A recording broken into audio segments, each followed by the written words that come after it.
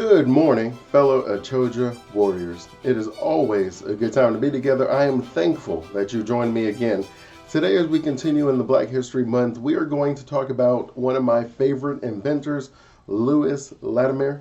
He is someone that you may have heard. You probably have heard his name with like Alexander Graham Bell. You may have heard his name with Hiram Maxim. You may have even heard his name mentioned around things with the incandescent light bulb with Thomas Edison. It is an actual amazing feat that this one person who was able to be interacting with all these inventors, and you just have to know how instrumental he was in the work that each of them did, and how influential he was in a time when it was not the norm. It was not as common. So Louis Latimer, he was one of four children. He was the youngest, who born to runaway slaves. And they had ran away from Virginia, and then they had Latimer about 6 years later. And so they were in Massachusetts at the time. And so they were trying to figure out how they were going to make a life and a living for themselves. And so the parents they were working, they were doing their own thing, and they actually were captured. So the father was captured. He was put on trial as being a runaway. And Frederick Douglass was one of his attorneys that represented him. So when you really are thinking about just how amazing history repeats and shows itself, it was astonishing, to say the least, to actually start reading and understanding just the great impact that just their family had in such a little bit of time. And so Frederick Douglass and his team, they actually were able to get them off, where they were allowed to purchase their freedom, and they were allowed to stay in Massachusetts.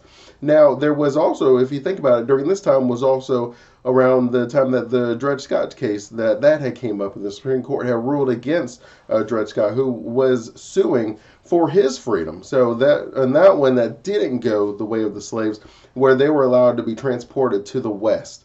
And so you really have to start understanding just how difficult the environment was, and how amazing of a statement it is for someone to stand up and say, you know what, things aren't in our favor. It may not work, but we got to do something different. Like if we die in the process, at least we went for it. If we get captured and brought back, at least we tried our best. And it's just really, if you think about just the DNA inside of Latimer, then you're able to start saying, okay, I can understand why someone who grew up in this environment, like if you imagine some of the lessons that parents who are runaways would tell their kid, as far as just like if you're having a bad day and you're just like, look, bro, get over it, get up, and let's do this. And I think that you'll find as we continue going, and as I've been preparing to speak on each of these, each day of this month, that you will find that there is this defiance inside of each of them. And I think that as a society, as a whole,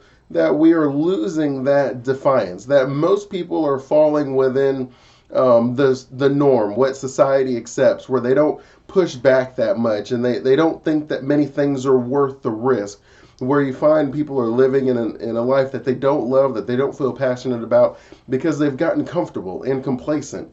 And while that is the case with most people, I just hope that you can appreciate in these stories that, number one, and consistently happening, is that they're trying. That it's one thing to say that it's unlikely. It's another thing to say that it's very difficult, and it's a wrong thing to say that it's impossible. And so you can see that it was not impossible to run away. It's just very difficult. It's not unlikely that you can go to court, defend yourself, and be able to purchase your freedom. It's just difficult. It's unlikely. But it's not impossible. And so I just want you to kind of hold that in the back of your mind as we continue on with Latimer's story.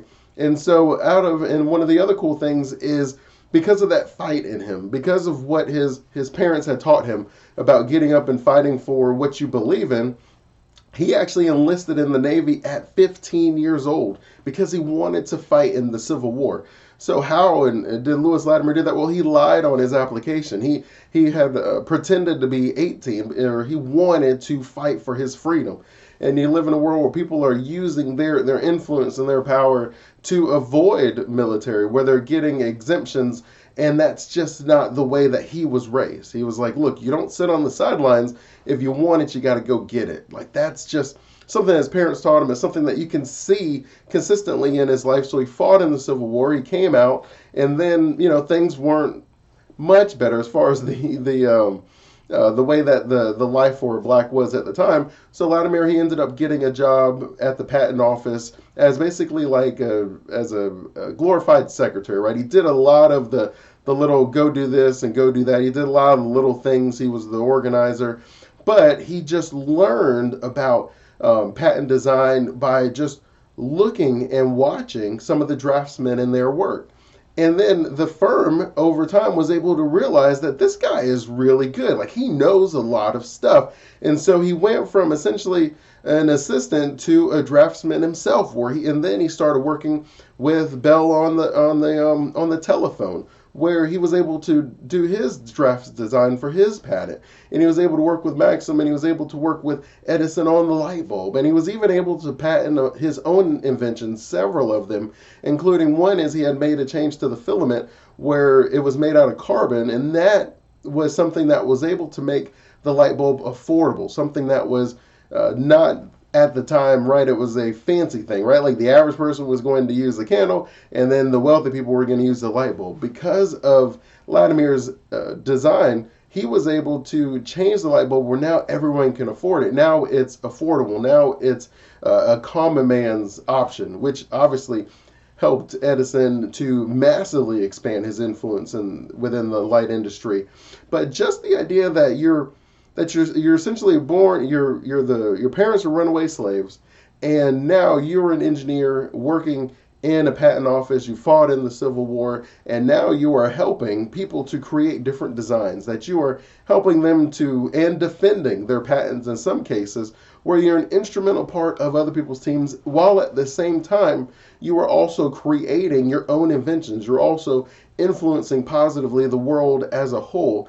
And it really is just, again, you see it consistently starts with trying.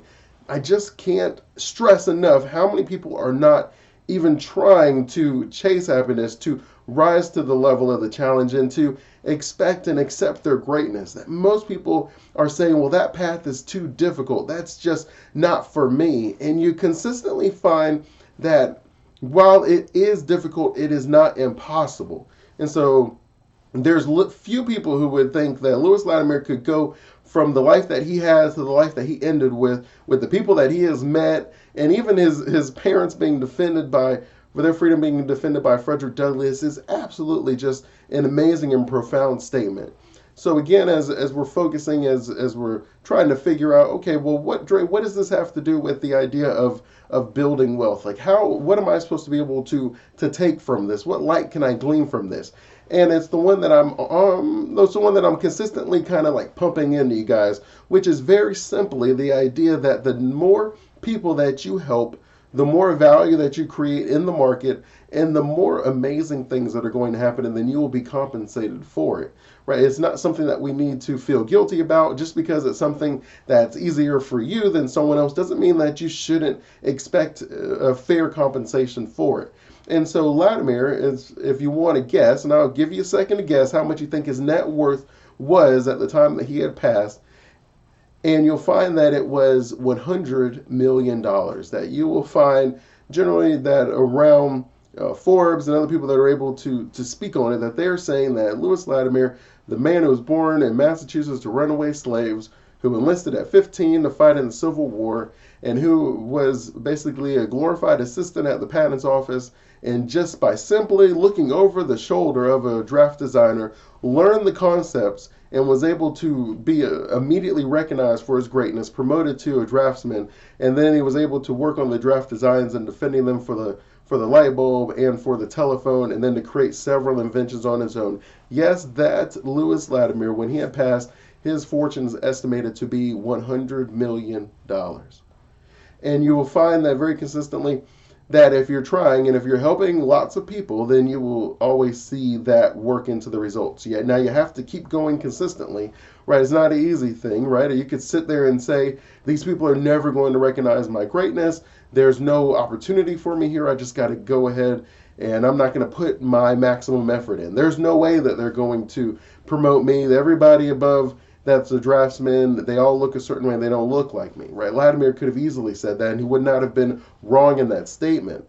But because he held himself to his own standard, a very high standard, that was put in him from his parents, then he was able to go in there, and he, in his expectations of himself, did not allow him to sit as a life of a glorified secretary. It did not allow him to look in the mirror and be able to accept that for himself. And as a result, he was expecting more of himself, and eventually people catch on. Right? You find that eventually people catch on. It is very difficult in the beginning, right? People are going to be able to explain why something is impossible or why something's very difficult, and then you do it. And then you find that people are like, yeah, I always knew he could do it. That's my boy kind of a thing. But again, it's something that you can see inside of you, and I often find that that is the most interesting, consistent thing that you find about inventors. They can see a world that doesn't exist. And you find that entrepreneurs are the same way. They can see a world that does not exist. Can you see a world that does not exist? And are you willing to put in the work and accept the failure to achieve it? Right? Like, you could look at an inventor in lots of ways, but I usually look at them as a professional failure. They are going to try and try and try and tweak and tweak and tweak and learn and learn and learn and adjust and adjust and adjust. And somewhere along the way, they will have learned enough to get them from where they are to where they want to be. It is not a straight line to get from where you are to where you want to be, but it is a consistent path and a willingness to take that road wherever it leads you. And so just the integrity of Lewis Latimer, you could see that his intellect, his influence, how it still impacts us today. And it is just an amazing story. And it's something that you often want to think about in your own life. Is there a problem that I could be fixing? Is there steps that I can take to close the gap of where I want to be with where I'm at today? Is there someone that I can help? Is there someone I can team up with and work with? Because just, again, Latimer, he worked with other people, right? Like, there is a incubation process where you have to learn and you have to understand the intricacies of your industry, where you have to get that understanding of the technical aspect of things, that even though you may be able to see a future, there is still this thing called the ability to create that reality. And so you would have to learn some things along the way, and you have to allow your mind to be open to those possibilities, which is just a part of understanding that the world that you live in today is not the world that you have to accept. It's not that it may happen in 1 year, it's not even that it may happen in 5, but it can happen if you are consistently learning and adjusting as you go along. And so that'll do it. That'll be a mindset moment for us. I'm always thankful for our time together. If you're enjoying this series, go ahead and leave a comment, share it, subscribe, like it. I would appreciate that. And I'll see you guys again tomorrow. As always, continue blessings on your journey to become the champion of your dream life. And again, better self, better wealth.